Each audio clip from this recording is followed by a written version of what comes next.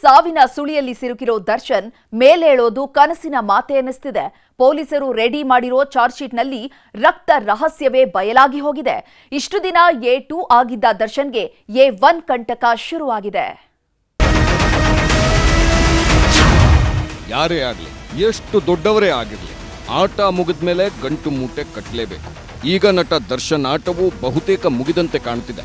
ಸ್ವಾಮಿ ಕೊಲೆ ಕೇಸ್ನ ತನಿಖೆ ಮುಗಿಸಿರೋ ಖಾಕಿ ಪಡೆ, 100 ಸಾಕ್ಷ್ಯ, 10 ಟೆಕ್ನಿಕಲ್ ಸಾಕ್ಷ್ಯ, FSL ವರದಿ, ಹೀಗೆ ಒಂದೇ ಒಂದು ಸಣ್ಣ ದಾರಿಯನ್ನು ಬಿಡದಂತೆ ದರ್ಶನ್ ವಿರುದ್ಧ ಕೇಸ್ ಟೈಟ್ ಮಾಡಿದ್ದಾರೆ. ಚಾರ್ಜ್ ಶೀಟ್ ರೆಡಿಯಾಗಿದ್ದು ಸೆಪ್ಟೆಂಬರ್ 5ರೊಳಗೆ ಕೋರ್ಟ್ಗೆ ಸಲ್ಲಿಕೆ ಆಗಲಿದೆ.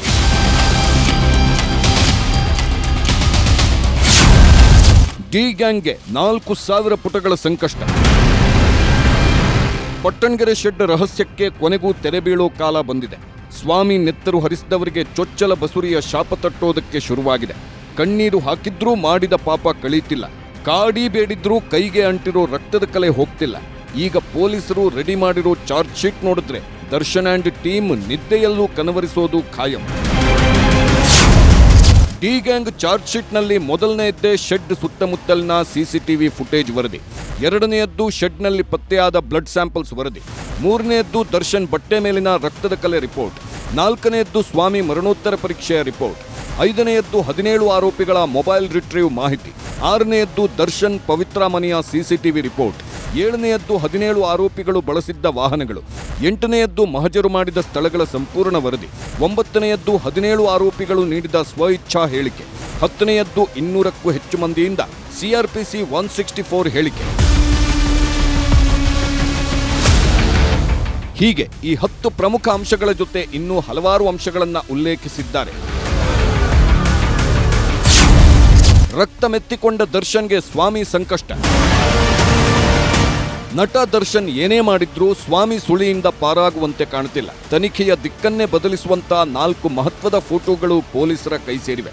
2 ಆರೋಪಿಗಳ ಮೊಬೈಲ್ ರಿಟ್ರೀವ್ ಮಾಡಲಾಗಿದ್ದು ಅದರಲ್ಲಿ 4 ಫೋಟೋಗಳು ಲಭ್ಯವಾಗಿವೆ. ಈ ಫೋಟೋಗಳನ್ನು ನೋಡಿದ ಪೊಲೀಸರೇ ಶಾಕ್ ಆಗಿ ಹೋಗಿದ್ದಾರೆ. ಹಾಗಾದ್ರೆ ಆ 4 ಫೋಟೋದಲ್ಲಿ ಅಂಥದ್ದೇನಿದೆ ಅನ್ನೋದನ್ನ ನೋಡೋದಾದ್ರೆ, ಪೊಲೀಸರಿಗೆ ಸಿಕ್ಕ ಮೊದಲ ಫೋಟೋದಲ್ಲಿ ರೇಣುಕಾ ಸ್ವಾಮಿಯನ್ನ ನೆಲದಲ್ಲಿ ಮಲಗಿಸಿರೋದು ಪತ್ತೆಯಾಗಿದೆ. ಹಾಗೆಯೇ ಎರಡನೇ ಫೋಟೋದಲ್ಲಿ ರಕ್ತಸಿಕ್ತವಾಗಿದ್ದ ರೇಣುಕಾ ಸ್ವಾಮಿ ನೆಲದ ಮೇಲೆ ನರಳಾಡುತ್ತಿರೋದು ಕ್ಯಾಪ್ಚರ್ ಆಗಿದೆ. ಇನ್ನು 3ನೇ ಫೋಟೋದಲ್ಲಿ ಕೈ ಮುಗಿದು ಬೇಡುತ್ತಿರೋದು ಗೊತ್ತಾಗ್ತಿದೆ. ಹಾಗೆಯೇ 4ನೇ ಫೋಟೋದಲ್ಲಿ ದರ್ಶನ್ ಮುಂದೆ ಮಂಡಿಯೂರಿ ಕೂತಿರೋದು ಸಹ ಸರಿಯಾಗಿದೆ. ದಾಸನಿಗೆ ಸ್ವಾಮಿ ಉರುಳು, ದರ್ಶನ್ A1 ಫಿಕ್ಸ್. ಸ್ವಾಮಿ ಕೊಲೆ ಕೇಸ್ನ ಸೂತ್ರಧಾರನೇ ನಟ ದರ್ಶನ್ ಅನ್ನೋದನ್ನ ಎಲ್ಲಾ ಸಾಕ್ಷಿಗಳು ಸಾರಿ ಹೇಳ್ತಿವೆ. ಹೀಗಾಗಿ ಪವಿತ್ರ ಗೌಡ ಬದಲು ದರ್ಶನ್ರನ್ನ A1 ಮಾಡೋದಕ್ಕೆ ಖಾಕಿ ಪ್ಲಾನ್ ಮಾಡ್ಕೊಂಡಿದ್ಯಂತೆ. A2 ನಿಂದ A1 ಮಾಡಿ ಚಾರ್ಜ್ ಶೀಟ್ ಸಲ್ಲಿಸೋದಕ್ಕೂ ಪೊಲೀಸರು ಸಿದ್ಧತೆ ಮಾಡಿಕೊಂಡಿದ್ದಾರಂತೆ. ಸ್ವಾಮಿ ಕೊಲೆಯಲ್ಲಿ ದರ್ಶನ್ ಭಾಗಿಯಾಗಿರೋದು ಮೇಲ್ನೋಟಕ್ಕೆ ದೃಢಪಟ್ಟಂತೆ ಕಾಣುತ್ತಿದೆ. ಅಲ್ಲದೆ ಸ್ವಾಮಿಯನ್ನ ಕಿಡ್ನಾಪ್ ಮಾಡಿ ಕೊಲೆ ಮಾಡುವುದರ ಹಿಂದಿನ ಸೂತ್ರಧಾರನೇ ದರ್ಶನ್ ಅಂತ ಹೇಳಲಾಗ್ತಿದೆ. ಇಷ್ಟೇ ಅಲ್ಲ, ಕೊಲೆಯಾದ ಬಳಿಕ ಸಾಕ್ಷ್ಯನಾಶದಲ್ಲಿ ಪ್ರಮುಖ ಪಾತ್ರ ವಹಿಸಿದ್ರು. ದರ್ಶನ್ ಬಟ್ಟೆ ಮೇಲೆಯೂ ಸ್ವಾಮಿಯ ರಕ್ತದ ಕಲೆಗಳು ಇರೋದು ಪತ್ತೆಯಾಗಿದೆ. ಕೇವಲ ರಕ್ತದ ಕಲೆ ಮಾತ್ರವಲ್ಲ, ದರ್ಶನ್ ಹಲ್ಲೆ ಮಾಡಿರುವುದಕ್ಕೂ ಸಾಕ್ಷ್ಯಗಳು ಸಿಕ್ಕಿವೆ. ಇದರ ಜೊತೆಗೆ ಆರೋಪಿಗಳು ನೀಡಿರೋ ಹೇಳಿಕೆ ಸಹ ದರ್ಶನ್ಗೆ ಕಂಟಕವಾಗಿ ಕಾಡುವುದಕ್ಕೆ ಶುರುವಾಗಿದೆ. ಆಗಸ್ಟ್ 27ಕ್ಕೆ ಪವಿತ್ರ ಗೌಡ ಜಾಮೀನು ಅರ್ಜಿ ಮುಂದೂಡಿಕೆ. ಸ್ವಾಮಿ ಕೊಲೆ ಕೇಸ್ನಲ್ಲಿ ಸದ್ಯ A1 ಆಗಿರೋ ಪವಿತ್ರ ಗೌಡಗೆ ಗುಡ್ ನ್ಯೂಸ್ ಸಿಗೋ ಹಾಗೆ ಕಾಣುತ್ತಿಲ್ಲ. RR ನಗರ ಗೌಡತಿ ಅರ್ಜಿ ವಿಚಾರಣೆ ನಡೆಸಿದ ನ್ಯಾಯಾಲಯ ಆಗಸ್ಟ್ 27ಕ್ಕೆ ಮುಂದೂಡಿದೆ. ಪವಿತ್ರರ ಜಾಮೀನು ಅರ್ಜಿಗೆ ಕಾಮಾಕ್ಷಿಪಾಳ್ಯ ಪೊಲೀಸರು ಆಕ್ಷೇಪಣೆ ಸಲ್ಲಿಸಿದ್ದರಿಂದಾಗಿ 27ಕ್ಕೆ ಅರ್ಜಿ ವಿಚಾರಣೆ ಮುಂದೂಡಿದೆ. ಒಟ್ನಲ್ಲಿ ಸ್ವಾಮಿ ಕೇಸ್ನಲ್ಲಿ ಸಿಲುಕಿರೋ ಡಿ ಗ್ಯಾಂಗ್ ಕನಸಲ್ಲೂ ಕನವರಿಸುವುದಕ್ಕೆ ಶುರುವಾಗಿರುವುದಂತೂ ಸುಳ್ಳಲ್ಲ. Manjunath, crime bureau, news 18 Bengaluru. ಜೈಲಲ್ಲಿರೋ ದರ್ಶನ್ ನೋಡೋದಕ್ಕೆ ಆಪ್ತರ ಬಳಗವೇ ಒಂದು ಸುತ್ತು ಬಂದು ಹೋಗಿತ್ತು. ಆದ್ರೆ ಡಿಂಪಲ್ ಕ್ವೀನ್ ರಚಿತಾ ಮಾತ್ರ ಜೈಲಿನ ಸುತ್ತ ಎಲ್ಲೂ ಕಾಣಿಸಿಕೊಂಡಿರಲಿಲ್ಲ. ಇವತ್ತು ಕಂಬಿ ಹಿಂದಿನ ಕಾಟೇರರನ್ನ ನೋಡಿ ಭಾವುಕರಾಗಿದ್ದಾರೆ. ರಚಿತಾ ರಾಮ್ ಕನ್ನಡ ಚಿತ್ರರಂಗದ ಡಿಂಪಲ್ ಕ್ವೀನ್ ಚಂದನವನಕ್ಕೆ ಕಾಲಿಟ್ಟು 10 ವರ್ಷವೇ ಆಗೋಯ್ತು. ಈಗಲೂ ಕೂಡ ನಂಬರ್ 1 ಪಟ್ಟದಲ್ಲೇ ಮೆರೆದಾಡ್ತಿರೋ ಗುಳಿಕೆನ್ನೆ ಸುಂದರಿ. ಇವತ್ತು ರಚಿತಾ ರಾಮ್ ಎಷ್ಟೇ ದೊಡ್ಡ ಸಾಧನೆ ಮಾಡಿದ್ರು ಅದರ ಹಿಂದಿನ ಕಾರಣಕರ್ತರು ಮಾತ್ರ ತೂಗುದೀಪ ಬ್ರದರ್ಸ್. ಇದನ್ನ ನಟಿ ರಚಿತಾ ರಾಮ್ ಕೂಡ ಅದೆಷ್ಟೋ ಬಾರಿ ಹೇಳ್ಕೊಂಡಿದ್ದಾರೆ. ಇವತ್ತು ಸ್ಯಾಂಡಲ್ವುಡ್ ನ ಲಕ್ಕಿ ಕ್ವೀನ್ ಅಂತಾನೆ ಕರೆಸಿಕೊಳ್ಳೋ ರಚಿತಾಗೆ ಬಣ್ಣದ ಬದುಕಿನ ದಾರಿ ತೋರಿಸಿದೆ ದರ್ಶನ್ ಅಂಡ್ ಬ್ರದರ್ಸ್. ಇದೇ ಕಾರಣಕ್ಕೆ ದರ್ಶನ್ ರನ್ನ ಗುರು ಅಂತಾನೆ ಕಾಣ್ತಿರೋದು. ಹೀಗಾಗಿಯೇ ಇವತ್ತು ಜೈಲಲ್ಲಿರೋ ದರ್ಶನ್ ರನ್ನ ಭೇಟಿ ಮಾಡಿ ಧೈರ್ಯ ತುಂಬಿ ಬಂದಿದ್ದಾರೆ. ಬುಲ್ಬುಲ್ ಬ್ಯೂಟಿಗೆ ಜೈಲಲ್ಲಿ ಕಾಟೇರ ದರ್ಶನ. 3 ಬ್ಯಾಗ್ನಲ್ಲಿ ಹಣ್ಣು ಹಂಪಲು ಕೊಂಡೊಯ್ದ ಡಿಂಪಲ್. ದರ್ಶನ್ ಜೈಲು ಸೇರಿ 2 ತಿಂಗಳ ಮೇಲಾಯ್ತು. ಈವರೆಗೆ 16 ಜನ ಬಂದು ದರ್ಶನ್ ರನ್ನ ನೋಡ್ಕೊಂಡು ಹೋಗಿದ್ದಾರೆ. ಪ್ರೇಮ್ ರಕ್ಷಿತಾ ದಂಪತಿ, ತರುಣ್ ಸುಧೀರ್, ಚಿಕ್ಕಣ್ಣ ಅಂಡ್ ಟೀಮ್. ಹೀಗಾಗಿ ದರ್ಶನ್ ರ ಇಡೀ ಪಟಾಲಂ ಜೈಲಿಗೆ ಭೇಟಿ ಕೊಟ್ಟು ಹೋಗಿತ್ತು. ಆದ್ರೆ ರಚಿತಾ ಮಾತ್ರ ಇಷ್ಟು ದಿನ ಆದ್ರೂ ಪರಪ್ಪನ ಅಗ್ರಹಾರದ ಕಡೆ ಮುಖ ಮಾಡಿರಲಿಲ್ಲ. ಇವತ್ತು ಸೆಂಟ್ರಲ್ ಜೈಲ್ಗೆ ತೆರಳಿ ದರ್ಶನ್ ರನ್ನ ಭೇಟಿ ಮಾಡಿದ್ದಾರೆ. ಅಲ್ಲದೆ ತಮ್ಮ ಸಿನಿಮಾ ಗುರುವಿಗೆ ಧೈರ್ಯ ತುಂಬಿ ಬಂದಿದ್ದಾರೆ. 1 ವಾರದಲ್ಲಿ 2 ಬಾರಿ ಮಾತ್ರ ದರ್ಶನ್ ರನ್ನ ಭೇಟಿ ಮಾಡುವುದಕ್ಕೆ ಅವಕಾಶ ಇರೋದು. ಹೀಗಾಗಿ ಮೊನ್ನೆಯಷ್ಟೇ ವಿಜಯಲಕ್ಷ್ಮಿ ತಮ್ಮ ಮಗನ ಜೊತೆ ದರ್ಶನ್ ರನ್ನ ಭೇಟಿ ಮಾಡಿದ್ರು. ಇವತ್ತು ರಚಿತಾ ರಾಮ್ ಜೊತೆ ಬಿಜೆಪಿ ಮುಖಂಡ ಸಚ್ಚಿದಾನಂದ ಕೂಡ ದರ್ಶನ್ ರನ್ನ ಭೇಟಿ ಮಾಡಿದ್ದಾರೆ. ದರ್ಶನ್ ಹಾಗೂ ರಚಿತಾ ಮುಖಾಮುಖಿ ಆಗ್ತಿದ್ದಂತೆ ಭಾವುಕರಾಗಿದ್ದಾರೆ. ಅದೇ ಕಷ್ಟ ಆಗುತ್ತೆ ಅವ್ರನ್ನ ಆ ಥರ ನೋಡೋದಕ್ಕೆ. ತುಂಬ ಮಿಸ್ ಮಾಡ್ಕೊಳ್ತಿದ್ದೀವಿ ಎಲ್ಲರೂ. ಅವ್ರ ಅಭಿಮಾನಿಗಳು ಎಷ್ಟು ಮಿಸ್ ಮಾಡ್ಕೊಳ್ತಿದ್ರು ಅಷ್ಟೇ ಮಿಸ್ ಮಾಡ್ಕೊಳ್ತಿದ್ದೀವಿ. ರಾಜನ್ ಥರನೇ ನೋಡೋದಕ್ಕೆ ಇಷ್ಟ. ಮನ್ಸು ತಡೀಲೇ ಇಲ್ಲ. ತುಂಬ ಮಿಸ್ ಮಾಡ್ಕೊಳ್ತಿದ್ದೀವಿ ಅಂದಾಗ it's better let me go C him and come ಅಂತ ಅನಿಸ್ತು. So I just came and ನೋಡಿ ಸ್ವಲ್ಪ ನಿರಾಳ ಆಯಿತು. ರಚಿತಾ ಪಾಲಿಗೆ ಕಾಟೇರನೇ ಗಾಡ್ ಫಾದರ್. ರಚಿತಾ ಪಾಲಿಗೆ ದರ್ಶನ್ನೇ ಗಾಡ್ ಫಾದರ್. ಧಾರಾವಾಹಿಯಲ್ಲಿದ್ದ ರಚಿತಾ ರಾಮ್ಗೆ ಸಿನಿಮಾದಲ್ಲಿ ಅವಕಾಶ ನೀಡಿದೆ ದರ್ಶನ್ ಅಂಡ್ ಬ್ರದರ್ಸ್. ಬುಲ್ಬುಲ್ ಸಿನಿಮಾದಲ್ಲಿ ದರ್ಶನ್ ಜೊತೆ ಬಣ್ಣ ಹಚ್ಚಿತ್ತು. ಅಲ್ಲಿಂದ ಮತ್ತೆಂದು ಹಿಂತಿರುಗಿ ನೋಡಲೇ ಇಲ್ಲ. ಮೊದಲ ಸಿನಿಮಾವೇ ಬ್ಲಾಕ್ ಬಸ್ಟರ್ ಹಿಟ್ ಆಗ್ತಿದ್ದಂತೆ ಸ್ಯಾಂಡಲ್ವುಡ್ ಕ್ವೀನ್ ಆಗಿ ಹೋದ್ರು. ದರ್ಶನ್ ಜೊತೆ ಈವರೆಗೆ ಒಟ್ಟು 3 ಸಿನಿಮಾ ಮಾಡಿದ್ದಾರೆ. ಬುಲ್ಬುಲ್ ಆದ್ಮೇಲೆ ಅಂಬರೀಷ, ಆಮೇಲೆ ಕ್ರಾಂತಿ. ಈ 3 ಸಿನಿಮಾ ಕೂಡ ಸಿಕ್ಕಾಪಟ್ಟೆ ಸದ್ದು ಮಾಡಿವೆ. ಹೀಗಾಗಿ ರಚಿತಾ ರಾಮ್ ಇವತ್ತಿಗೂ ಕೂಡ ದರ್ಶನ್ ರನ್ನ ಅತ್ಯಂತ ಆಪ್ತರೆಂದು ಪರಿಗಣಿಸಿದ್ದಾರೆ. Bureau report, news 18. ಆತ ಹೇಳಿ ಕೇಳಿ ಶಾಸಕರ ಮಗ. ಅಷ್ಟೇ ಅಲ್ಲ, ಅಪ್ಪನ ಪ್ರತಿಯೊಂದು ರಾಜಕೀಯ ನಡೆಯ ಹಿಂದೆ ನಿರ್ಣಾಯಕ ಪಾತ್ರ ವಹಿಸುತ್ತಿದ್ದ. ಈತನ ಮೇಲೆಯೇ ಈಗ ಹಂತಕರ ಕಣ್ಣು ಬಿದ್ದಿದೆ. ಜೈಲಿನಲ್ಲಿ ಇತ್ಕೊಂಡೇ ಕೊಲೆಗೆ ಸ್ಕೆಚ್ ಹಾಕಿದ್ದಾರೆ.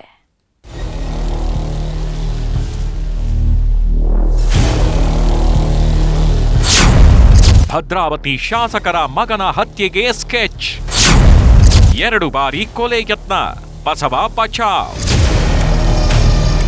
ಮಲೆನಾಡಿನ ಶಿವಮೊಗ್ಗ ಜಿಲ್ಲೆ ಎಷ್ಟು ಶಾಂತವೋ ಅಷ್ಟೇ ನಿಗೂಢ. ಅದೆಷ್ಟು ಭೂಗತ ಪಾತಕಿಗಳು ಇಲ್ಲಿಂದಲೇ ಹುಟ್ಟಿಕೊಂಡಿದ್ದು. ರಕ್ತ ಚರಿತ್ರೆ ಸೃಷ್ಟಿ ಮಾಡಿದವರು ರಕ್ತ ಕಾರ್ಕೊಂಡು ಸತ್ತಿದ್ದೂ ಇದೆ. ಈಗ ಶಾಸಕರ ಮಗನಿಗೆ ಸ್ಕೆಚ್ ಹಾಕಿದವರ ಕರಾಳ ಕಥೆ ತೆರೆದುಕೊಂಡಿದೆ. ಜೈಲಿನಲ್ಲಿ ಇದ್ದುಕೊಂಡೇ ಶಾಸಕರ ಮಗನಿಗೆ ಮುಹೂರ್ತ ಫಿಕ್ಸ್ ಮಾಡಿದ್ದರಂತೆ. ಭದ್ರಾ ದಂಡೆಯ ಮೇಲಿರೋ ಭದ್ರಾವತಿ ಜಿದ್ದಾಜಿದ್ದಿನ ರಾಜಕೀಯಕ್ಕೆ ಹೇಳಿ ಮಾಡಿದ ಕ್ಷೇತ್ರ. ಜೆಡಿಎಸ್ ಕಾಂಗ್ರೆಸ್ ಪಾಲಿನ ಭದ್ರಕೋಟೆ. ಅಷ್ಟೇ ಯಾಕೆ, ಕಾನೂನು ಬಾಹಿರ ಚಟುವಟಿಕೆಗಳಿಗೂ ಇಲ್ಲಿ ರಾಜಾಶ್ರಯವಿದೆ ಅನ್ನೋ ಆರೋಪವಿದೆ. ಇದೆಲ್ಲದರ ಮಧ್ಯೆ ಈಗ ಕಾಂಗ್ರೆಸ್ ಶಾಸಕ ಸಂಗಮೇಶ್ವರರ 2ನೇ ಪುತ್ರ ಬಸವರಾಜ್ ಹತ್ಯೆಗೆ ಸ್ಕೆಚ್ ಹಾಕಿರೋದು ಇಡೀ ತಾಲೂಕಿನ ಜನರನ್ನೇ ಬೆಚ್ಚಿ ಬೀಳಿಸಿದೆ. ಭದ್ರಾವತಿ ಓಲ್ಡ್ ಟೌನ್ ಪೊಲೀಸ್ ಠಾಣೆಯಲ್ಲಿ 138/24 ಎಫ್ಐಆರ್ ದಾಖಲು ಮಾಡ್ಕೊಂಡಿದ್ವಿ. ಜೈಲಿಂದ ಒಂದು ಕರೆ ಬಂದಿದೆ, ಮತ್ತೆ ಕೊಲೆ ಬೆದರಿಕೆ ಇದೆ ಅಂತಂದು ಉಲ್ಲೇಖಿಸಲಾಗಿದೆ. ಈ ರೀತಿ ಮಾಹಿತಿ ಆಧಾರದ ಮೇಲೆ ನಾವು ಒಂದು ಎಫ್ಐಆರ್ ಮಾಡ್ಕೊಂಡಿದ್ದೀವಿ. ಈಗ ಯಾರು ಆರೋಪಿತರಿದ್ದಾರೆ ಎಲ್ಲರೂ ಕರೆದು ವಿಚಾರಣೆ ಮಾಡ್ತಾ ಇದ್ದೀವಿ. ಶಾಸಕರ ಮಗನ ಹತ್ಯೆ ಸ್ಕೆಚ್ ಪ್ರಕರಣದಲ್ಲಿ ಮುಬಾರಕ್ ಅಲಿಯಾಸ್ ಟಿಚ್ಚಿ ಮುಬಾರಕ್ನ ಹೆಸರು ಕೇಳಿ ಬರ್ತಿದೆ. ಈತ ಜೈಲಿನಲ್ಲಿ ಇದ್ದುಕೊಂಡೇ ಕೊಲೆಗೆ ಸುಪಾರಿ ಕೊಟ್ಟಿದ್ದಂತೆ ಇದು ಪೊಲೀಸರ ಪ್ರಾಥಮಿಕ ತನಿಖೆಯಲ್ಲೂ ಗೊತ್ತಾಗಿದೆ. 2 ಬಾರಿ ಹತ್ಯೆಗೆ ಸ್ಕೆಚ್ ಹಾಕಿದಾಗ್ಲೂ ಬಸವ ಪವಾಡದಂತೆ ಬದುಕಿ ಬಂದಿದ್ದ. ಹೀಗಾಗಿ ಮುಬಾರಕ್ನನ್ನ ತಮ್ಮ ಕಸ್ಟಡಿಗೆ ಪಡೆದು ವಿಚಾರಣೆ ನಡೆಸೋಕೆ ಪೊಲೀಸರು ಮುಂದಾಗಿದ್ದಾರೆ. ವಿನಯ್ ಪುರದಾಳ್, ನ್ಯೂಸ್ 18, ಶಿವಮೊಗ್ಗ. ಸಿಎಂ ಕುರ್ಚಿಯನ್ನೇ ಅಲುಗಾಡಿಸ್ತಿರೋ ಮೂಡ ಹಗರಣ ದಿನಕ್ಕೊಂದು ತಿರುವು ಪಡೆದುಕೊಳ್ತಿದೆ. ರಾಜ್ಯಪಾಲರು ವರ್ಸಸ್ ಸರ್ಕಾರ ಅನ್ನೋ ಕೂಗೆದ್ದಿರೋ ಹೊತ್ತಲ್ಲೇ ವೈಟ್ನರ್ ವಾರ್ ಜೊತೆಗೆ ದಾಖಲೆಯ ಮಿಸ್ಸಿಂಗ್ ಫೈಟ್ ಸಹ ಶುರುವಾಗಿದೆ. ರಾಜ್ಯ ರಾಜಕೀಯದಲ್ಲಿ ಎದ್ದಿರೋ ಮೂಡಾ ಬೆಂಕಿ ದಿನೇ ದಿನೇ ಧಗಧಗಿಸುವುದಕ್ಕೆ ಶುರುವಾಗ್ತಿದೆ. ಸಿಎಂ ವಿರುದ್ಧವೇ ಪ್ರಾಸಿಕ್ಯೂಷನ್ಗೆ ಅನುಮತಿ ಸಿಕ್ಕಿದ್ದು ಅಲ್ಲಿಂದಲೇ ನೋಡಿ ಒಂದೊಂದೇ ಹೊಸ ಕಥೆಗಳು ಹುಟ್ಕೊಳ್ಳೋದಕ್ಕೆ ಶುರುವಾಗಿದೆ. ಮೂಡಾ ಕದನದ ಮಧ್ಯೆ ಕಪ್ಪು ಬಿಳುಪಿನ ಚದುರಂಗದಾಟ ಜೋರಾಗ್ತಿದ್ದು ವೈಟ್ನರ್ ಹಿಂದಿನ ಸೂತ್ರಧಾರ ಯಾರು ಅನ್ನೋ ಕುತೂಹಲ ಕಾಡುವುದಕ್ಕೆ ಶುರುವಾಗಿದೆ. 6 ದಾಖಲೆ ಮಿಸ್ಸಿಂಗ್, ಗಂಗರಾಜು ರೆಬೆಲ್. ಮೂಡಾ ಹಗರಣದ ಉರುಳು ಸುತ್ತಕೊಳ್ತಿದ್ದಂತೆ ಸಿಎಂ ಸಿದ್ದರಾಮಯ್ಯ ಒಂದಷ್ಟು ದಾಖಲೆಗಳನ್ನ ಬಿಡುಗಡೆ ಮಾಡಿದ್ರು. ಅದಕ್ಕೀಗ ಆರ್ಟಿಐ ಕಾರ್ಯಕರ್ತ ಗಂಗರಾಜು ತಿರುಗೇಟು ಕೊಟ್ಟಿದ್ದಾರೆ. ಮೂಡಾ ಹಗರಣದಲ್ಲಿ 6 ದಾಖಲೆಗಳು ಮಿಸ್ಸಿಂಗ್ ಆಗಿವೆ. ಆರ್ಟಿಐನಲ್ಲಿ ಕೊಟ್ಟ ದಾಖಲೆಗಳಲ್ಲಿ ಸಿಎಂ ರಿಲೀಸ್ ಮಾಡಿದ್ದ ದಾಖಲೆಗಳೇ ಇಲ್ಲ ಅಂತ ಗಂಭೀರ ಆರೋಪ ಮಾಡಿದ್ದಾರೆ. ಆ ದಾಖಲೆಗಳಲ್ಲಿ ಆ ಒಂದು ಕಡತದಲ್ಲಿ ಇದ್ದಿದ್ದು ಅವರ ಒಂದು ಮೂಲ ಅರ್ಜಿನೇ ಇಲ್ಲ. ಅಲ್ಲಿ ಜೆರಾಕ್ಸ್ ಕಾಪಿನಲ್ಲಿ ಹಿಂದೆಗಡೆ ಆ ಒಂದು ಕಾಲಮ್ ಏನಿತ್ತು ಅದನ್ನ ವೈಟರ್ ಹಾಕ್ಬಿಟ್ಟು ಏನ್ ಮಾಡಿದ್ರು ಗೊತ್ತಿಲ್ಲ, ಅದು ತೆಗೆದು ಬಿಟ್ಟಿದ್ದಾರೆ. ಆ ಫೈಲು ಇಲ್ಲಿ ಮೂಡಾ ಕಡತದಲ್ಲಿ ಇಲ್ಲ. ಆ ಒಂದು ಪರ್ಟಿಕ್ಯುಲರ್ ಕೇಸಿಗೆ ಸಂಬಂಧಪಟ್ಟ 6 ಮುಖ್ಯ ದಾಖಲೆಗಳು, ಬಹುಮುಖ್ಯವಾದ ದಾಖಲೆಗಳು ಈ ಪ್ರಾಧಿಕಾರದಲ್ಲಿ ಕಾಣೆ ಆಗಿದ್ದಾವೆ, ಕಳ್ತನ ಆಗಿದಾವೋ, ಇನ್ನೊಂದಾಗಿದಾವೋ, ಹಾಳು ಮಾಡಿದಾರೋ, ಸುಟ್ಟಾಕಿದಾರೋ ಅದನ್ನು ಗೊತ್ತಾಗಬೇಕಲ್ವ. ಈಗ ಜನಕ್ಕೆ ಭೂಸ್ವಾಧೀನ ಶಾಖೆಯನ್ನು ನಿರ್ವಹಣೆ ಮಾಡಿದ್ರು ಎಲ್ಲ ಅಧಿಕಾರಿಗಳ ವಿರುದ್ಧನೂ ಕ್ರಿಮಿನಲ್ ಪ್ರಕರಣ ಆಗಬೇಕು. ಕಡತ ಸರ್ಕಾರಿ ಕಡತ ನಾಶ ಆಗಿರ್ಬೋದೇ ಅಲ್ಲಿ, ದಾಖಲೆ ತಿದ್ದಿರೋದೇ ಆಗಲಿ, ಮತ್ತೊಂದು ಫೈಂಡ್ ಔಟ್ ಆಗಬೇಕೀಗ. ಸಿಎಂ ವಿರುದ್ಧ ಸ್ನೇಹಮಯಿ ಕೃಷ್ಣ ವೈಟ್ನರ್ ವಾರ್. ಮೂಡಾ ಹಗರಣದ ದಾಖಲೆಗಳಲ್ಲಿ ವೈಟ್ನರ್ ಹಚ್ಚಿದ್ದೇ ಈಗ ದೊಡ್ಡ ವಿವಾದಕ್ಕೆ ನಾಂದಿ ಹಾಡಿದೆ. ಈ ಬಗ್ಗೆ ನ್ಯೂಸ್ 18 ಜೊತೆ ಮಾತನಾಡಿದ ಸ್ನೇಹಮಯಿ ಕೃಷ್ಣ, ಸಿಎಂರನ್ನ ಕೇಳಿದ್ರೆ ವೈಟ್ನರ್ ಹಾಕಿರುವ ಬಗ್ಗೆ ಗೊತ್ತೇ ಇಲ್ಲ ಅಂತಾರೆ. ಅವರ ಪತ್ನಿ ಬರೆದ ಪತ್ರವನ್ನ ಕೋರ್ಟ್ಗೆ ಸಲ್ಲಿಕೆ ಮಾಡಿದ್ದಾರೆ. ಅದರಲ್ಲಿ ಒಂದು ಪುಟ ಇದೆ, ಮತ್ತೊಂದು ಪುಟ ಇಲ್ಲ ಅಂತ ಆರೋಪ ಮಾಡಿದ್ದಾರೆ. 2ನೇ ಪುಟ ಕಾಣಿಸಲ್ಲ, ಆ ಪತ್ರದ 2ನೇ ಪುಟ ಕಾಣಿಸಲ್ಲ. 532 ನೋಡಿ ನಗರಾಭಿವೃದ್ಧಿ ಪ್ರಾಧಿಕಾರದ ನಡಾವಳಿ ಕಂಡು ಬರುತ್ತೆ. ಅಂದ್ರೆ ಇಲ್ಲೇನು 2ನೇ ಪುಟ ಇದೆ, ಶ್ರೀಮತಿ ಪಾರ್ವತಿ ಅವರ ಪತ್ರದ 2ನೇ ಪುಟ, ಇದರಲ್ಲಿ ವೈಟ್ನರ್ ಹಾಕಿದ್ರೆ ಸ್ಪಷ್ಟ ಕಂಡು ಬರ್ತದೆ. ಈ ಅಂಶ ಮಾನ್ಯ ಗಮನಕ್ಕೆ ಬರಬಾರದು ಅನ್ನೋ ಕಾರಣಕ್ಕೆ ಸತ್ಯವನ್ನು ಮುಚ್ಚಿಟ್ಟು 1ನೇ ಪುಟವನ್ನು ಮಾತ್ರ ಹಾಕಿದರೆ 2ನೇ ಪುಟವನ್ನು ಮಾನ್ಯ ಸಲ್ಲಿಸಿಲ್ಲ. ಇನ್ನು ಮೂಡಾ ಹಗರಣದಲ್ಲಿ ಒಂದಿಷ್ಟು ದಾಖಲೆಗಳು ಮಿಸ್ ಆಗಿವೆ ಅನ್ನೋ ಗಂಭೀರ ಆರೋಪ ಕೇಳಿ ಬರ್ತಿದೆ. ಹಾಗಾದ್ರೆ ಯಾವ್ಯಾವ ದಾಖಲೆಗಳು ಮಿಸ್ ಆಗಿವೆ ಅಂತ ನೋಡೋದಾದ್ರೆ, ಮೊದಲನೆಯದ್ದು ದಿನಾಂಕ 23/6/2014ರಲ್ಲಿ ಪಾರ್ವತಿ ಅವರು ಪ್ರಾಧಿಕಾರಕ್ಕೆ ಬದಲಿ ಜಮೀನು ನೀಡುವಂತೆ ಕೋರಿದ್ದ ಮೂಲ ಅರ್ಜಿ. ಇನ್ನು 2ನೇಯದ್ದು ದಿನಾಂಕ 13/8/1996ರಲ್ಲಿ ಭೂಮಾಲೀಕ ದೇವರಾಜು ಸಲ್ಲಿಸಿದ್ದ ಮೂಲ ಅರ್ಜಿ ಜೊತೆಗೆ ಪ್ರಾಧಿಕಾರದಿಂದ ಕಳಿಸಿದ್ದ ಮೂಲಪತ್ರ. 3ನೇಯದ್ದು ದಿನಾಂಕ 16/8/1997ರಲ್ಲಿ ಮೂಡಾ ಭೂಸ್ವಾಧೀನ ಅಧಿಕಾರಿಗಳ ಸ್ಥಳ ಪರಿಶೀಲನೆಯ ಮೂಲಪ್ರತಿ. 4ನೇಯದ್ದು ದಿನಾಂಕ 30/8/1997ರಲ್ಲಿ ನಗರಾಭಿವೃದ್ಧಿ ಇಲಾಖೆ ಕಾರ್ಯದರ್ಶಿಗೆ ಮೂಡಾ ಆಯುಕ್ತರು ಬರೆದಿರುವ ಮೂಲಪತ್ರ. 5ನೇಯದ್ದು ದೇವನೂರು ಬಡಾವಣೆಯ ಮೂಲನಕ್ಷೆ, ಸ್ಕೀಮ್ ಕಡತ ಮತ್ತು ಸರ್ಕಾರದಿಂದ ಅನುಮೋದನೆಗೊಂಡಿರುವ ಕಡತ. ಕೊನೆಯದಾಗಿ ಮೈಸೂರು ಜಿಲ್ಲಾಧಿಕಾರಿಗೆ ಮೂಡಾ ಭೂಸ್ವಾಧೀನ ಶಾಖೆಯಿಂದ ತಮ್ಮ ಅಭಿಪ್ರಾಯ ನೀಡಿರುವ ದಾಖಲೆ ಪತ್ರ ಮಿಸ್ ಆಗಿದೆಯಂತೆ. ಈ ಎಲ್ಲ ಬೆಳವಣಿಗೆಗಳ ಮಧ್ಯೆ ಬಿಜೆಪಿ ನಾಯಕರು ಸಿಎಂ ವಿರುದ್ಧ ನಿಗಿನಿಗಿ ಕೆಂಡ ಕಾರಿದ್ದಾರೆ. ಸಿಎಂ ರಾಜೀನಾಮೆಗೆ ಒತ್ತಾಯಿಸಿ ಹಾಗೂ ಗವರ್ನರ್ಗೆ ಬೆಂಬಲ ಸೂಚಿಸಿ ರಾಜ್ಯಾದ್ಯಂತ ಬಿಜೆಪಿ ಪ್ರತಿಭಟನೆ ನಡೆಸಿದೆ. ಒಟ್ನಲ್ಲಿ ಮೂಡಾ ವ್ಯೂಹ ದಿನದಿಂದ ದಿನಕ್ಕೆ ವಿಸ್ತಾರಗೊಳ್ಳುತ್ತಿದ್ದು ಸಿಎಂ ಬುಡಾ ಅಲುಗಾಡಿಸ್ತಿರೋದಂತೂ ಸುಳ್ಳಲ್ಲ. Bureau report, news 18. ಅದು ಬ್ರಹ್ಮಾಂಡ ಭ್ರಷ್ಟಾಚಾರ ಹಗರಣ. ಕೋಟಿ ಕೋಟಿ ಲೂಟಿ ಹೊಡೆದ ಪ್ರಕರಣದಲ್ಲಿ ಸಚಿವರೊಬ್ಬರ ತಲೆದಂಡವೂ ಆಗಿತ್ತು. ಸಮಾಜ ಕಲ್ಯಾಣ ಇಲಾಖೆಯ ಅಧಿಕಾರಿಯ ಸಾವಿನ ಬೆನ್ನಲ್ಲೇ ಸರ್ಕಾರ ಅಲುಗಾಡಿ ಹೋಗಿತ್ತು. ಇದೇ ಪ್ರಕರಣದ ಚಾರ್ಜ್ ಶೀಟ್ ಸಲ್ಲಿಕೆಯಾಗ್ತಿದ್ದಂತೆ ಇಡೀ ಪ್ರಕರಣಕ್ಕೆ ಹೊಸ ಟ್ವಿಸ್ಟ್ ಸಿಕ್ಕಿದೆ.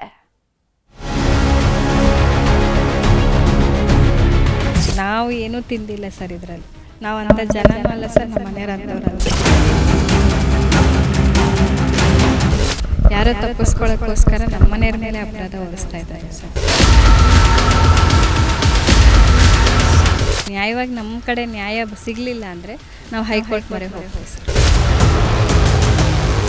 ಮೂಡಾ ಹಗರಣ ಬೆಂಕಿ ಬಿರುಗಾಳಿ ಎಬ್ಬಿಸಿರೋ ಹೊತ್ತಲ್ಲಿ ವಾಲ್ಮೀಕಿ ಹಗರಣದಲ್ಲಿ ಸ್ಫೋಟಕ ಸುದ್ದಿಯೊಂದು ಹೊರಬಿದ್ದಿದೆ. ಬ್ರಹ್ಮಾಂಡ ಭ್ರಷ್ಟಾಚಾರದಲ್ಲಿ ದೊಡ್ಡ ದೊಡ್ಡವರೇ ಬೆಂದು ಹೋಗ್ತಿರೋ ಹೊತ್ತಲ್ಲೇ ಚಾರ್ಜ್ ಶೀಟ್ ಸಲ್ಲಿಕೆ ಮಾಡಲಾಗಿದೆ. ಇಡೀ ಹಗರಣದುದ್ದಕ್ಕೂ ಚಂದ್ರಶೇಖರನ್ ಹೆಸರನ್ನೇ ಉಲ್ಲೇಖ ಮಾಡಿದ್ದಾರೆ. ಇದು ಚಂದ್ರಶೇಖರನ್ ಕುಟುಂಬವನ್ನ ಕೆರಳಿ ಕೆಂಡವಾಗಿಸಿದೆ. ನನ್ನ ಗಂಡನನ್ನ ಸಿಲುಕಿಸೋ ಹುನ್ನಾರ ಅಂತ ನಿಗಿನಿಗಿ ಕೆಂಡಕಾರಿದ್ದಾರೆ. ಕೋರ್ಟ್ಗೆ 232 ಪುಟದ ಚಾರ್ಜ್ ಶೀಟ್ ಸಲ್ಲಿಕೆ. ಎಸ್ಐಟಿ ತನಿಖೆಯಲ್ಲಿ ನಾಗೇಂದ್ರಗೆ ಕ್ಲೀನ್ ಚಿಟ್. ಬಹುಕೋಟಿ ಹಗರಣದಲ್ಲಿ ಮೊದಲ ತಲೆದಂಡವಾಗಿದ್ದೇ ಮಾಜಿ ಸಚಿವ ನಾಗೇಂದ್ರ. ಆದ್ರಿವತ್ತು ಇದೇ ನಾಗೇಂದ್ರಗೆ ಎಸ್ಐಟಿ ಕ್ಲೀನ್ ಚಿಟ್ ನೀಡಿದೆ. ಜೀವ ಬಿಟ್ಟು ಹಗರಣ ಹೊರಹಾಕಿದ ಲೆಕ್ಕ ಪರಿಶೋಧಕ ಚಂದ್ರಶೇಖರನ್ ವಿರುದ್ಧ ಆರೋಪಗಳ ಮೇಲೆ ಆರೋಪ ಹೊರಿಸಲಾಗಿದೆ. ವಾಲ್ಮೀಕಿ ನಿಗಮದ ಹಗರಣದಲ್ಲಿ ಚಂದ್ರಶೇಖರ್ ಒಂದಿಷ್ಟು ಹಣ ಪಡೆದಿದ್ದರಂತೆ. ಈ ವಿಷಯ ಬೆಳಕಿಗೆ ಬರುವ ಭಯದಲ್ಲಿ ಸೂಸೈಡ್ ಮಾಡಿಕೊಂಡಿದ್ದಾರೆ ಅಂತ ಉಲ್ಲೇಖಿಸಲಾಗಿದೆ. ಅಷ್ಟೇ ಅಲ್ಲ, ಚಂದ್ರಶೇಖರ್ ಆತ್ಮಹತ್ಯೆಗೆ ಪ್ರಚೋದನೆ ನೀಡಿದ್ದೇ ಕಾರಣವಂತೆ. ಪದ್ಮನಾಭ ಹಾಗೂ ಪರಶುರಾಮ್ ಆತ್ಮಹತ್ಯೆಗೆ ಪ್ರಚೋದನೆ ನೀಡಿದ್ರಂತೆ. ಅಲ್ಲದೆ ಗೋವಾ, ಹೈದರಾಬಾದ್ಗೆ ಕರೆದೊಯ್ದಿದ್ದ ಎಂಡಿ ಪದ್ಮನಾಭ್ ಒತ್ತಡ ಹೇರಿದ್ದರಂತೆ. ನೀನು ಹಣ ಪಡೆದಿದ್ದೀಯಾ, ನೀನು ಜೈಲಿಗೆ ಹೋಗ್ತೀಯಾ ಅಂತ ಬೆದರಿಕೆ ಹಾಕಿದ್ರಂತೆ. ಅಲ್ಲದೆ ನಿನ್ನ ವಿರುದ್ಧ ನಾನೇ ದೂರು ಕೊಡ್ತೀನಿ ಅಂತಾನೂ ಭಯ ಬೀಳಿಸಿದ್ರಂತೆ. ಹೀಗಂತ ದೋಷಾರೋಪ ಪಟ್ಟಿಯಲ್ಲಿ ಪದ್ಮನಾಭ್ ಮತ್ತು ಪರಶುರಾಮ್ ಹೆಸರು ಉಲ್ಲೇಖ ಮಾಡಲಾಗಿದೆ. ಸಚಿವರ ಹೆಸರು ಕೈಬಿಟ್ಟು ಅಧಿಕಾರಿಗಳ ಮೇಲೆ ಹಾಕ್ತಿದ್ದಾರೆ. ಯಾವಾಗ ಚಾರ್ಜ್ ಶೀಟ್ ಸಲ್ಲಿಕೆಯಾಯಿತೋ ಮೃತ ಚಂದ್ರಶೇಖರನ್ ಪತ್ನಿ ಕೆರಳಿ ಕೆಂಡವಾಗಿದ್ದಾರೆ. ನಮ್ಮನೆಯವರು ದುಡ್ಡು ತಿಂದಿದ್ದಾರೆ ಅನ್ನುವುದು ಸುಳ್ಳು. ಇಡೀ ಪ್ರಕರಣದಲ್ಲಿ ಸಚಿವರ ಹೆಸರು ಕೈಬಿಟ್ಟು ಅಧಿಕಾರಿಗಳ ಮೇಲೆ ಹಾಕ್ತಿದ್ದಾರೆ. ನಾವು ಹೈಕೋರ್ಟ್ ಮೊರೆ ಹೋಗ್ತೇವೆ ಎಂದಿದ್ದಾರೆ. ಜೀವಾನು ಕಳ್ಕೊಂಡು ಅಪವಾದವನ್ನು ಹೊತ್ಕೊಳ್ಳೋದು ಯಾವ ಸೀಮೆ ನ್ಯಾಯ ಅಂತ ಕಿಡಿಕಾರಿದ್ದಾರೆ. ನ್ಯಾಯ ಸಿಗಬೇಕು ಅಂತ ನಾನು ಹೋರಾಡ್ತಾ ಇರೋದು. ಅದೇ ಸುಮ್ಮನೆ ಅಪರಾಧನೂ ಹೊರಿಸ್ಕೊಂಡು ಯಾಕೆ ಸರ್ ನಮ್ಮ ಮೇಲೆ ಅಪರಾಧ ಹೊರಿಸ್ತಾ ಇದ್ದೀರಾ? ಸರ್ಕಾರದ ಮುಂದೆ ನಾನು ಕೇಳ್ಕೊತಿರೋದು ಇಷ್ಟೇ ಸರ್, ನಮಗೆ ನ್ಯಾಯ ಕೊಡಿಸಿ ಅಂತ ನಾವು ಕೇಳ್ಕೊತಾ ಇದ್ದೀವಿ. ಆದರೆ ಅವ್ರ ಮೇಲೆ ತಪ್ಪು ಹೊರಿಸ್ತಾ ಇರುವಾಗ ಈ ತನಿಖೆ ಎಲ್ಲಿಗೆ ಹೋಗ್ತದೆ ಸರ್? ದಾರಿ ತಪ್ಪಿದೆ ಅಂತ ನನಗೆ ನಾವು ಹೈಕೋರ್ಟಿಗೆ CBIಗೆ ಒಪ್ಪಿಸ್ಬಿಟ್ಟು ಹೈಕೋರ್ಟಿಗೆ ಹೋಗ್ತಾ ಇದ್ದೀನಿ ಸರ್. ಒಟ್ನಲ್ಲಿ ವಾಲ್ಮೀಕಿ ಹಗರಣದಲ್ಲಿ ಚಂದ್ರಶೇಖರನ್ ಪಾಲಿದ್ಯೋ ಇಲ್ವೋ ಗೊತ್ತಿಲ್ಲ. ಆದರೆ ಮಾಜಿ ಸಚಿವ ನಾಗೇಂದ್ರಗೆ ಮಾತ್ರ big relief ಸಿಕ್ಕಂತಾಗಿದೆ. Vinay Puradalu, news 18 Shivamogga. ಸರ್ಕಾರಿ ಶಾಲೆ ಅಂದ್ರೆ ಮೂಗ್ ಮುರಿಯೋರೇ ಹೆಚ್ಚು.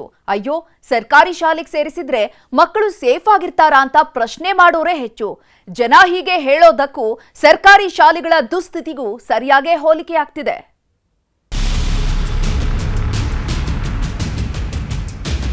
ಮಳೆ ಬಂದಾಗ್ರಿ ಮಣ್ಕಾಲ್ ತನ ನೀರು ಬಂದಿರ್ತೈತ್ರಿ, ಅದ್ರಾಗ ಹುಡುಗರ್ನ ಹೊರಗೆ ದಾಟಿಸ್ಬೇಕ್ರಿ. ನಾನು ಸರ್ಕಾರಿ ಶಾಲೆಗಳನ್ನ ಉದ್ಧಾರ ಮಾಡಬೇಕು, ಸರ್ಕಾರಿ ಶಾಲೆಗಳನ್ನ ಹೈಟೆಕ್ ಮಾಡಬೇಕು. ಇದು ಅಧಿಕಾರಕ್ಕೆ ಬಂದ ಪ್ರತಿ ಸರ್ಕಾರವೂ ಹೇಳೋ ಸ್ಲೋಗನ್. ಆದರೆ ಗದಗದಲ್ಲಿ ಸರ್ಕಾರಿ ಶಾಲಾ ಮಕ್ಕಳ ಪರಿಸ್ಥಿತಿ ಎಲ್ಲಿಗೆ ಬಂತು ನೋಡಿ. ಖುಷಿಯಾಗಿ ಶಾಲೆಯಲ್ಲಿ ಪಾಠ ಕೇಳಬೇಕಾಗಿರೋ ಮಕ್ಕಳು ಬೀದಿಯಲ್ಲಿ ಕೂತು ಪರದಾಡ್ತಿದ್ದಾರೆ. ಬಿಸಿಯೂಟದ ಹೆಸರಲ್ಲಿ ಕೊಳೆತ ತರಕಾರಿ ಹಾಕಿ ಅಡುಗೆ ಮಾಡ್ತಿದ್ದಾರೆ. ಚರಂಡಿ ಬ್ಲಾಕ್, ಶಾಲೆಗೆ ಬೀಗ, ಬೀದಿಗೆ ಮಕ್ಕಳು. ಸಚಿವ HK ಪಾಟೀಲ್ ರವರ ತವರು ಕ್ಷೇತ್ರ ಗದಗದಲ್ಲೇ ಇಂತಹ ದುಸ್ಥಿತಿ ನಿರ್ಮಾಣವಾಗಿರೋದು. ಸರ್ಕಾರಿ ಮಾದರಿ ಹಿರಿಯ ಪ್ರಾಥಮಿಕ ಶಾಲೆಯಲ್ಲಿ 60 ಮಕ್ಕಳು ವಿದ್ಯಾಭ್ಯಾಸ ಮಾಡ್ತಿದ್ದಾರೆ. ಆದರೆ ಸುಸಜ್ಜಿತ ಶಾಲೆ ಇಲ್ಲ. ಕಳೆದೆರಡು ದಿನದಿಂದ ಬಿಟ್ಟು ಬಿಡದೆ ಸುರಿದ ಮಳೆಯ ಪರಿಣಾಮ ಶಾಲೆ ಮುಂದಿನ ಚರಂಡಿ ಸಂಪೂರ್ಣ ಬ್ಲಾಕ್ ಆಗಿದೆ. ಹೀಗಾಗಿ ಶಾಲೆ ಗೇಟ್ ಮುಂದೆ ಕಸದ ರಾಶಿಯೇ ಬಂದು ನಿಂತಿದೆ. ನಗರಸಭೆ ಅಧಿಕಾರಿಗಳಿಗೆ ಹೇಳಿದ್ರೂ ಕ್ಯಾರೆ ಅಂತಿಲ್ಲ. ಇವತ್ತು ಶಾಲೆಗೆ ಹೋದ್ರೆ ಗೇಟ್ ತೆಗೆಯೋದಕ್ಕೂ ಸಹ ಆಗಿಲ್ಲ. ಗಬ್ಬು ವಾಸನೆ ತಾಳಲಾರದೆ ಎಲ್ಲ ಮಕ್ಕಳನ್ನ ಕರ್ಕೊಂಡು ಬಂದು ಬೀದಿಯಲ್ಲಿ ಕೂರಿಸಿದ್ದಾರೆ. ಲೆಟ್ರ್ ಕೊಟ್ಟೇನ್ರಿ ಸರ್, ಆದ್ರೆ ಮಾಡಿಸ್ತೀವಿ ಅಂತ ಹೇಳ್ಯಾರ್ರಿ ಸರ್ ಅವ್ರು. ನಮ್ಮ BOR ಸರ್ಗೆ ಹೇಳೈತ್ರಿ, ಮನೆ ಹಳೆ ವಿದ್ಯಾರ್ಥಿಗಳ ಸಂಘ 20 ಮಂದಿ ಎಲ್ಲರೂ ಲೆಟ್ರ್ ಕೊಟ್ಟು ಮಾಡಿಸೋನು ಅಂತ ಹೇಳ್ಯಾರ್ರಿ ಅವ್ರು. ಮಳೆ ಬಂದಾಗ್ರಿ ಮಣ್ಕಾಲ್ ತನ ನೀರು ಬಂದಿರ್ತೈತ್ರಿ, ಅದ್ರಾಗ ಹುಡುಗರ್ನ ಹೊರಗೆ ದಾಟಿಸ್ಬೇಕ್ರಿ. ನಾನು ಯಾವಾಗ ಈ ಬಗ್ಗೆ ಸುದ್ದಿ ಆಯ್ತು, ಕ್ಷೇತ್ರ ಶಿಕ್ಷಣಾಧಿಕಾರಿ RS ಭುರಡಿ ಓಡೋಡಿ ಬಂದಿದ್ದಾರೆ. ನಗರಸಭೆ ಅಧಿಕಾರಿಗಳೊಂದಿಗೆ ಚರ್ಚಿಸಿದ್ದಲ್ಲದೆ ಶೀಘ್ರದಲ್ಲೇ ಸಮಸ್ಯೆ ಬಗೆಹರಿಸುವ ಭರವಸೆ ನೀಡಿದ್ರು. ಕೊಳೆತ ತರಕಾರಿಯಲ್ಲೇ ಮಕ್ಕಳಿಗೆ ಬಿಸಿ ಬಿಸಿ ಊಟ. ಬಡವರ ಮಕ್ಕಳಿಗೆ ಬೆಲೆಯೇ ಇಲ್ವಾ ಅನಿಸ್ತಾ ಇದೆ. ಯಾಕಂದ್ರೆ ಕಲಬುರಗಿಯ ಸರ್ಕಾರಿ ಶಾಲೆಯಲ್ಲಿ ಹೇಳೋರಿಲ್ಲ ಕೇಳೋರಿಲ್ಲ. ಕೊಳೆತ ತರಕಾರಿಗಳೇ ಇಲ್ಲಿ ಮೃಷ್ಟಾನ್ನ ಭೋಜನ. ಟೊಮ್ಯಾಟೊ, ಆಲೂಗೆಡ್ಡೆ, ಮೆಣಸಿನಕಾಯಿಗಳೆಲ್ಲ ಗಬ್ಬು ನಾರ್ತಿವೆ. ಇದೇ ತರಕಾರಿಯನ್ನ ಹಾಕಿ ಅಡುಗೆ ಮಾಡ್ತಿದ್ದಾರೆ. ಅಪಾಯದ ಶಾಲೆಗೆ ತಳಕು ಬಳಕು ಸಿಂಗಾರ. ಕಳೆದೆರಡು ವರ್ಷದಿಂದ ಹಿಂದೆ ಅಬ್ಬರಿಸಿದ್ದ ಮಳೆಯಿಂದಾಗಿ ಪುತ್ತೂರು ತಾಲೂಕಿನ ಪೆರ್ನಾಚೆಯ ಸರ್ಕಾರಿ ಶಾಲೆ ಹಿಂಭಾಗವೇ ಬೃಹತ್ ಗುಡ್ಡ ಕುಸಿದಿತ್ತು. ಇದರ ಪರಿಣಾಮ ಶಾಲಾ ಕಟ್ಟಡವೇ ಶಿಥಿಲಾವಸ್ಥೆಗೆ ಹೋಗಿದೆ. ಗೋಡೆಗಳೆಲ್ಲ ಬಿರುಕು ಬಿಟ್ಟಿದ್ದು ಯಾವ ಕ್ಷಣದಲ್ಲಿ ಏನಾಗುತ್ತೋ ಅನ್ನೋ ಆತಂಕ ಕಾಡ್ತಿದೆ. ಜೊತೆಗೆ ಮತ್ತೆ ಜಡಿ ಮಳೆ ಶುರುವಾದ್ರೆ ಗುಡ್ಡ ಕುಸಿಯುವ ಆತಂಕವೂ ಇದೆ. ಆದ್ರೆ ಅಧಿಕಾರಿಗಳು ಮಾತ್ರ ಶಾಲೆ ಮೇಲೆ ತಗಡಿನ ಶೀಟ್ ಹಾಕಿ ಹೋಗಿದ್ದಾರೆ. ಸರಿಯಾದ ಕಾಮಗಾರಿ ಇಲ್ಲದೆ ಅವ್ಯವಸ್ಥೆಯಾಗಿ ಮಕ್ಕಳ ಸಂಖ್ಯೆ ದಿವಸದಿಂದ ದಿವಸಕ್ಕೆ ಕುಂಠಿತಗೊಳ್ಳುತ್ತಾ ಇದೀಗ ಅತ್ಯಂತ ಕಡಿಮೆ ಸಂಖ್ಯೆಯಲ್ಲಿದ್ದು ಮುಚ್ಚುವ ಭೀತಿಯಲ್ಲಿದೆ. ಇನ್ನು ಹೆತ್ತವರು ಕಳಿಸುವ ಬಗ್ಗೆ ಭಾರಿ ಆಲೋಚನೆ ಮಾಡಬೇಕಾಗ್ತದೆ. ಒಟ್ನಲ್ಲಿ ಸರ್ಕಾರಿ ಶಾಲೆಗಳು ಅಂದ್ರೆ ಮೂಗು ಮುರಿಯೋರೇ ಹೆಚ್ಚು. ಅಂಥದ್ರಲ್ಲಿ ಸರ್ಕಾರಿ ಶಾಲೆಗೆ ಇಂತಹ ದುಸ್ಥಿತಿ ಬಂದ್ರೆ ಯಾವ ಹೆತ್ತವರು ತಮ್ಮ ಮಕ್ಕಳನ್ನ ಕಳಿಸ್ತಾರೆ ಹೇಳಿ? Bureau report, news 18. ಮಂತ್ರಾಲಯದಲ್ಲಿ ಇವತ್ತು ಉತ್ತರಾಧನೆಯ ಸಂಭ್ರಮ ಮನೆ ಮಾಡಿತ್ತು. ರಥ ಬೀದಿಯಲ್ಲಿ ಬಂದ ಗುರು ಸಾರ್ವಭೌಮ ರಾಘವೇಂದ್ರ ಯತಿಗಳ ಕಂಡ ಭಕ್ತ ಸಾಗರ ಭಕ್ತಿಯ ಕಡಲಲ್ಲಿ ಮಿಂದೆದ್ದಿದೆ. ಕಲಿಯುಗದ ಗುರುತೀರ್ಥರು, ತನ್ನನ್ನ ನಂಬಿ ಬಂದ ಭಕ್ತರ ಕೈ ಹಿಡಿದು ಪೊರೆವ ಸಾರ್ವಭೌಮರು. ಮಂತ್ರಾಲಯದ ಮಹಾಪುರುಷನ ಸನ್ನಿಧಿಯಲ್ಲಿ 353ನೇ ಆರಾಧನೆಯ ಸಂಭ್ರಮ ಕಳೆಗಟ್ಟಿದೆ. ರಾಯರ ಕ್ಷೇತ್ರದಲ್ಲಿ ಉತ್ತರಾಧನೆಯ ಸಡಗರ ಜೋರಾಗಿದೆ. ಉತ್ತರಾಧನೆಯ ಹಿನ್ನೆಲೆ ಶ್ರೀಮಠದಲ್ಲಿ ಪಾರಾಯಣ, ನೈರ್ಮಲ್ಯ ವಿಸರ್ಜನೆ, ಮೂಲ ರಾಮದೇವರ ಪೂಜೆಗಳನ್ನ ನೆರವೇರಿಸಲಾಯಿತು. ನಂತರ ವಸಂತೋತ್ಸವದ ಅಂಗವಾಗಿ ಸುಬುಧೇಂದ್ರ ತೀರ್ಥರು ರಾಯರಿಗೆ ಬಣ್ಣದೋಕುಳಿ ಅರ್ಪಿಸಿದ್ರು. ನಂತರ ಭಕ್ತ ವೃಂದದೊಂದಿಗೆ ಅರ್ಚಕರೆಲ್ಲ ಸೇರಿ ಬಣ್ಣದಲ್ಲಿ ಮಿಂದೆದ್ರು. ಗುರುಗಳು ಸಂತುಷ್ಟರಾಗಿ ಮಹಾರಥಾರೂಢರಾಗಿದ್ದಾರೆ. ವಿಶ್ವಕ್ಕೆ ಕಲ್ಯಾಣವಾಗಲಿ, ಸಮಸ್ತ ಜನತೆಗೂ ಕ್ಷೇಮವಾಗಲಿ, ಪ್ರಾಣಿಕುಲಕ್ಕೆ, ಮನುಕುಲಕ್ಕೆ, ಅದೇ ರೀತಿಯಾಗಿ ಸಕಲ ಸಸ್ಯಕುಲಕ್ಕೆ, ವಿಶ್ವಕ್ಕೆಲ್ಲ ಕ್ಷೇಮವಾಗಲಿ ಎಂಬುದಾಗಿ ಗುರುಗಳಲ್ಲಿ ಪ್ರಾರ್ಥನೆ ಮಾಡೋದು ಒಂದೇ ನಮ್ಮ ಕರ್ತವ್ಯ, ಮಂತ್ರವಾಗಿದೆ. ಉತ್ತರಾಧನೆಯ ದಿನ ರಾಯರು ಪ್ರಹ್ಲಾದರಾಜರ ಉತ್ಸವ ಮೂರ್ತಿಯ ರೂಪದಲ್ಲಿ ಭಕ್ತರಿಗೆ ದರ್ಶನ ಕೊಡ್ತಾರೆ ಅನ್ನೋ ನಂಬಿಕೆ ಇದೆ. ಹೀಗಾಗಿ ಗುರುರಾಯರನ್ನ ಪ್ರಹ್ಲಾದರಾಜರ ರೂಪದಲ್ಲಿ ಸಂಸ್ಕೃತ ಪಾಠಶಾಲೆಗಳಿಗೆ ಮೆರವಣಿಗೆಯ ಮೂಲಕ ಕರೆದೊಯ್ಯಲಾಯಿತು. ರಾಜ್ಯ ಬೀದಿಗಳಲ್ಲಿ ಮಹಾರಥೋತ್ಸವ ಸಾಗ್ತಿದ್ರೆ ಭಕ್ತರ ಘೋಷ ಮುಗಿಲು ಮುಟ್ಟಿತ್ತು. ಇದು ಪ್ರತಿಯೊಬ್ಬ ಕನ್ನಡಿಗರಿಗೂ ಕೂಡ ಮಂತ್ರಾಲಯ ಅಂದರೆ ಒಂದು ಭಾವನೆ. ಅದು ನಿಟ್ಟಿನಲ್ಲಿ ಒಂದು ಕನ್ನಡಿಗನಾಗಿ, ಕರ್ನಾಟಕದವನಾಗಿ, ಇಡೀ ಭಾರತೀಯರಾಗಿ ಇಲ್ಲಿಗೆ ಬಂದು ಈ ಕ್ಷೇತ್ರಕ್ಕೆ ಬಂದು ಮಾಧವರ ಒಂದು ಪಾರಂಪರೆಯ ಒಂದು ಸಂರಕ್ಷಣೆ ಆಗಿರುವಂಥ ಕ್ಷೇತ್ರ, ಮಾಧವರ ಪಾರಂಪರೆಯ ಒಂದು ನಾವು ಕಣ್ತುಂಬಿಸ್ಕೋಬೋದು ಅಂಥದ್ದು ಒಂದು ಕ್ಷೇತ್ರ ಅಂತ ಹೇಳಿದ್ರೆ ಅದು ನಮ್ಮ ಮಂತ್ರಾಲಯ. ಮಂತ್ರಾಲಯದಲ್ಲಿ ಆರಾಧನಾ ಸಂಭ್ರಮ ಜೋರಾಗಿದ್ದು ಇನ್ನೂ 4 ದಿನಗಳ ಕಾಲ 10 ಪೂಜೆ ಪುನಸ್ಕಾರಗಳು ನೆರವೇರಲಿದೆ. ವಿಶ್ವನಾಥ್ ಹೂಗಾರ, ನ್ಯೂಸ್ 18, ರಾಯಚೂರು. ಮತ್ತಷ್ಟು ಪ್ರಮುಖ ಸುದ್ದಿಗಳನ್ನ ಕನ್ನಡ ನಾಡಿ ಎಕ್ಸ್‌ಪ್ರೆಸ್‌ನಲ್ಲಿ ನೋಡೋಣ. ವಿಜಯಪುರದಲ್ಲಿ ಕಳೆಗಟ್ಟಿದ ಶ್ರಾವಣ ಸಂಭ್ರಮ, ವಿಜೃಂಭಣೆಯಿಂದ ಜರುಗಿದ ಪರಮಾನಂದ ದೇವರ ಜಾತ್ರೆ, ಬೇವಿನ ಎಲೆಯ ಪ್ರಸಾದ ಸೇವಿಸಿದ ಭಕ್ತರು. ಬಂಡೀಪುರದ ಆನೆಗಳಿಗೆ ಒಲಿದು ಬಂತು ದಸರಾ ಭಾಗ್ಯ. 2024ರ ನಾಡ ಹಬ್ಬದಲ್ಲಿ 3 ಆನೆಗಳು ಭಾಗಿ. ಗಜಪಡೆಯಲ್ಲಿ ಯಂಗೆಸ್ಟ್ ಸ್ಥಾನ ಪಡೆಯಲಿದೆ ರೋಹಿತ್ ಆನೆ. ಇವಿಷ್ಟು ಕನ್ನಡ ನಾಡಿಯ ಪ್ರಮುಖ ಸುದ್ದಿಗಳು. ನೋಡ್ತಾ ಇರಿ ನ್ಯೂಸ್ 18, ಜಾಲ ನಮ್ಮದು, ಬಲ ನಿಮ್ಮದು.